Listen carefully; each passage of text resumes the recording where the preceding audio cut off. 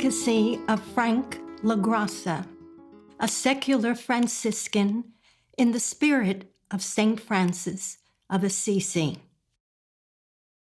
With the announcement of Pope Francis' visit to St. Patrick's Cathedral in New York and his publicized devotion to St. Francis of Assisi, having taken his name Francis, my father, Frank La Grassa, as a secular Franciscan, chose to give up riches in life to lead a life of caring for others. His devotion to St. Francis of Assisi and fascination for the dove grew out of St. Francis of Assisi's reverence for the dove, which he cupped lovingly in his hands. The allegorical prose which I have written is about my father, who in the early morning hours found meaning to his life's existence. To have known him was to experience his humanity. It is respectfully titled The Pigeon Mumbler.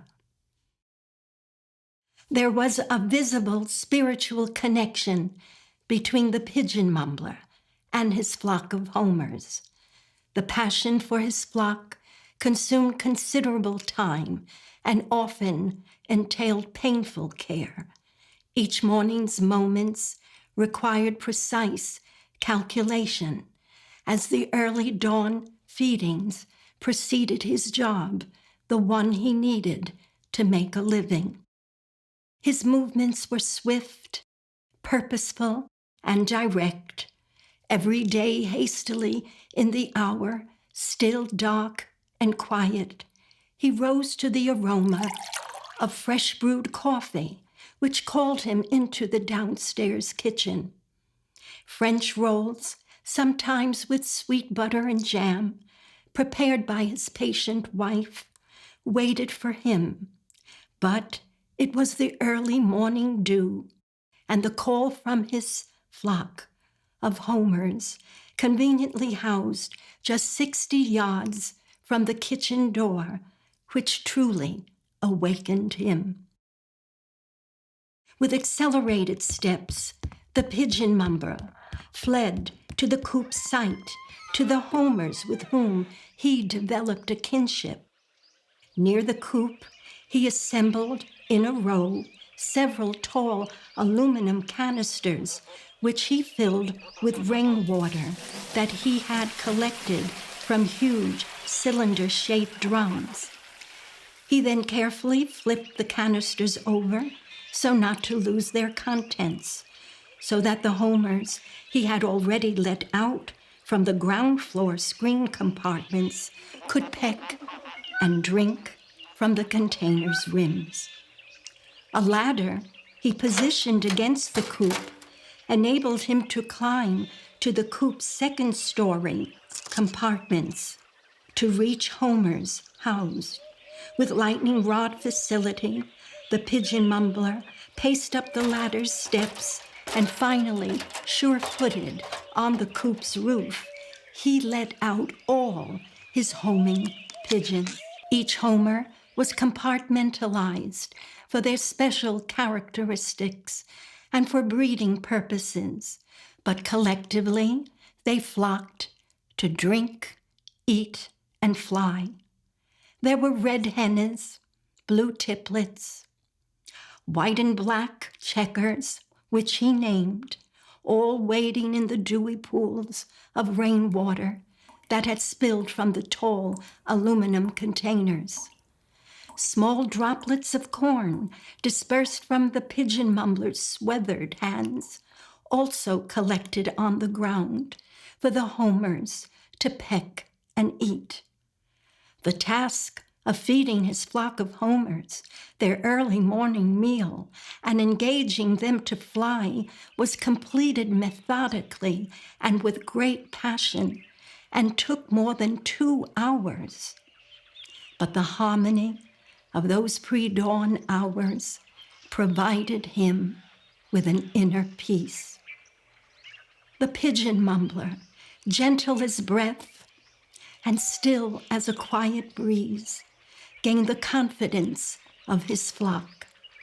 Assured in his care, the homers often brushed up against his sweet presence, and as they cooed, he responded to their rhythmic sounds, echoing with his love for his flock. Nevertheless, his morning duties never seemed quite finished, for in having let out his homers from their respective compartments to drink, eat, and fly, he needed to coax them to return to their compartmentalized boxes before he could depart for the job which provided him his living. Some of his flock escaped wildly into flight, forsaking their morning meal, while others were more obedient and gathered docilely to peck the last grains of corn. Using a tall rod fastened with a bright red kerchief at its end, the Pigeon Mumbler guided those homers on the ground one by one, prodding them along with faint mumbling sounds, and sometimes breaking into a distinct, soft, hiss-like whistle that they soon understood. Some homers had positioned themselves quickly and neatly into their respective compartments, almost knowing that the Pigeon Mumbler would return later that day to provide them again with their freedom, while others, seemingly less obedient and desiring more free time outside in those pre-dawn hours, ignored the Pigeon Mumbler for a time, wading in the pools of water spilled over by the rainwater drums. Still, those homers that fled into flight, the Pigeon Mumbler did not ignore. Raising the bright red kerchief attached to the long rod some 25 feet above his raised arm and whistling to them persistently, the Pigeon Mumbler attracted those homers, visibly embracing their freedom, flying uniformly, circling rhythmically, and maintaining high above their connection to the Pigeon Mumbler, who steadfastly waved high above him the long rod with fastened red kerchief, also in circular motions to guide his high-spirited flock back to their domain. Finally, complying with the Pigeon Mumbler's last direction and the last wave of the bright red kerchief, the homers soared, then descended gracefully and dropped suddenly to the earth's floor. 350 homers obeyed the Pigeon Mumbler's last call. Delighted and surrounded by his flock of homers, with mimic embrace, the Pigeon Mumbler resounded, for the respect he had been given, and then made his final ascent to the coop's roof, bestowing on his homers the last caress of his strong, weathered hands. Gently, with steady fingertips, he guided and prodded each homer safely home.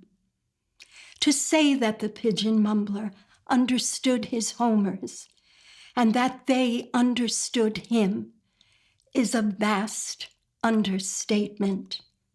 His quiet resolve, but swift and purposeful direction in those pre-dawn hours with his flock, and then repeated with great passion when he returned from work, reflected almost an understanding of life's purpose. More than anyone, the Pigeon Mumbler knew we are all here to take care of one another. Saint Francis of Assisi, it is in giving that we receive. The Ephesians, chapter 4, line 1 through 13. Pope Francis, for his message of love, hope, and mercy.